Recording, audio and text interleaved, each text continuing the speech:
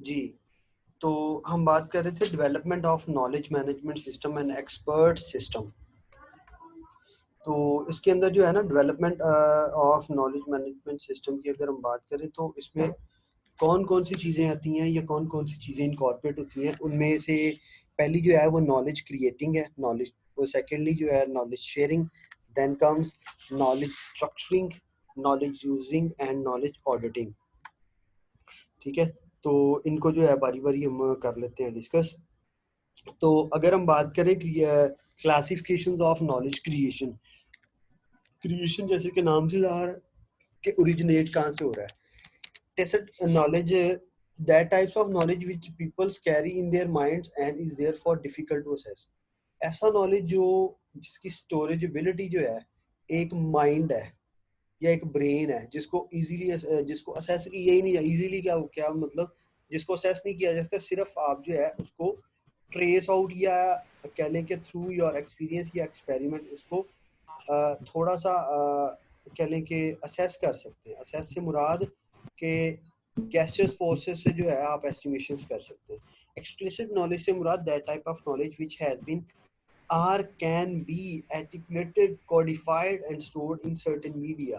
तो explicit knowledge से मुराद के वो वाला नॉलेज या न्यूमेरिक, जिस तरह से आप न्यूमेरिक या इस तरह की जो चीज़ें हैं या पिक्चर्स वीडियोस या टेक्स्ट वगैरह जो है वो आप on some stored storage media के ऊपर जो है उसको कोड कर सकते हैं, सेव कर सकते हैं फॉर सेविंग पर्पज।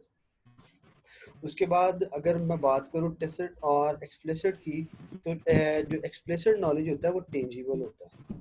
ठीक है, मतलब क्योंकि उसमें फिजिकल पार्ट्स जो हैं, फिजिकल पार्ट्स हमारा जो हार्डवेयर वगैरह है वो यूज़ हो रहे हैं।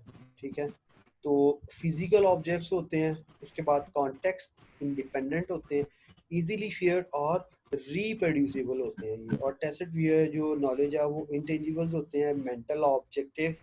ये मेंटल ऑब्जेक्ट्स के रेलिवेंट होता है contact effects meaning sharing involves learning, not identically replicated. ठीक है, तो किसी के ज़हन के अंदर क्या चल रहा है कोई दूसरा बंदा नहीं जान सकता, वही जान सकता है, तो इसीलिए ये कॉपी भी नहीं हो सकता। ठीक है, तो इसीलिए ये यहाँ पे लास्ट पॉइंट जो है नॉट आइडेंटिकल रेप्लिकेटेड का जो वर्ड है वो यूज़ किया। क्लासिफिकेशंस ऑफ नॉलेज शेयरिंग, अगर तो हम इसको क्लासीफाई करें नॉलेज शेयरिंग को, सोशल कम्युनिकेशन इंफ्रास्ट्रक्चर्स एक डायरेक्शन ये बनती है और दूसरी बनती है टेक्निकल कम्युनिकेशन इंफ्रास्ट्रक्चर। तो इंफॉर्मेशन मैपिंग से मुराद it is the process by which organisation can identify categorise knowledge assets within the organisation. और स्टोरेजिंग से मुराद या इंफॉर्मेशन स्टोरेजिंग से it contain knowledge repositories such as database, data warehouse and information center and indicates electronic environment of organization memory। उसके बाद retrieving मतलब जहाँ पे आपने स्टोर किया वहाँ से आपको जब भी ज़रूरत पड़ती है वहाँ से आप गेट कैसे करेंगे। In this stage knowledge is stored and retrieved via information retrieval system. इस तरह से knowledge using product services and process knowledge auditing क्या है, it means what amount of knowledge can be used in organisation product services and process. अब देखिए most relevant चीज़ जिस मकसद के लिए हम इसको पढ़ रहे हैं वो यही है कि यहाँ पे किस किस्म का नॉलेज चाहिए जो आपको जो असिस्ट कर सके आपकी प्रोडक्ट या सर्विसेज को इनहेंस या इम्प्रूव करने के लिए, या आपकी जो ऑर्गेनाइजेशनल परफॉर्मेंस है उसको बूस्ट अप करने के लिए। तो वहाँ पे तो मतलब लाइक जिस इंडस्ट्री का उस इंडस्ट्री का पर्टिकुलर या स्पेसिफिक नॉलेज होगा तो फिर ही आप उसको जो है वो थोड़ा इन्फ्लुएंस कर सकेंगे या अपग्रेड कर सकेंगे या उसको फ्लरिश कर सकेंगे। इररेलेवेंट नॉलेज जो है या जो उसको असिस्ट नहीं कर रहा है, ठीक है, तो वो फ्रूटफुल साबित नहीं होगा। Organisation use knowledge for three reasons, तीन रीजंस होती हैं जिनकी वजह से पास्ट जो इंफॉर्मेशन है ये पास्ट एक्सपीरियंसेस हैं या नॉलेज इसका जिसको हम नाम दे रहे हैं, तीन वजह हैं उसको यूज करने की। Knowledge can be use for determining organisation work process and make strategy for sustainable competitive advantage. तो पहली रीज़न तो ये है कि अपना जो है कंपेटिटिव एडवांटेज और सस्टेनेबल इन्वायरमेंट क्रिएट करने के लिए कि जो इसकी एग्जिस्टेंस है कंपनी की या बिजनेस की, ठीक है, वो मार्केट के अंदर ज़्यादा देर तक हो, ठीक है, और जो इसका फ़र्क है दूसरे किसी अपने कंपेटिटर या राइवल से, ठीक है, वो मेंटेन रहे। दूसरी चीज़ है knowledge can be use for designing and marketing product. तो नॉलेज जो है इसको यूज़ किया जा सकता है कि आप जो मार्केट स्ट्रेटजीज बना रहे हैं, ठीक है, market strategy relating to awareness of your products and services. Knowledge play a critical role of organisation service quality.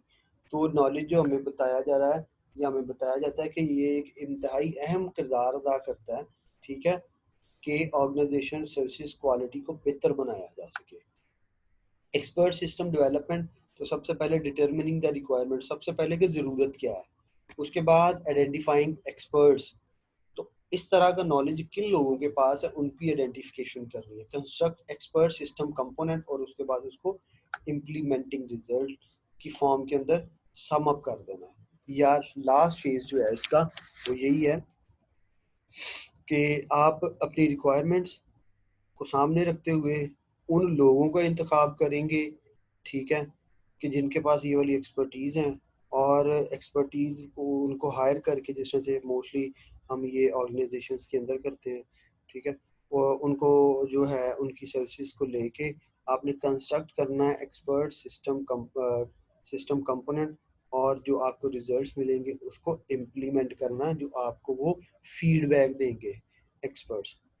तो बच्चे ये था आज के टॉपिक के रेलिवेंट चीज़ें जो आज हमने डिस्कस की हैं अभी। तो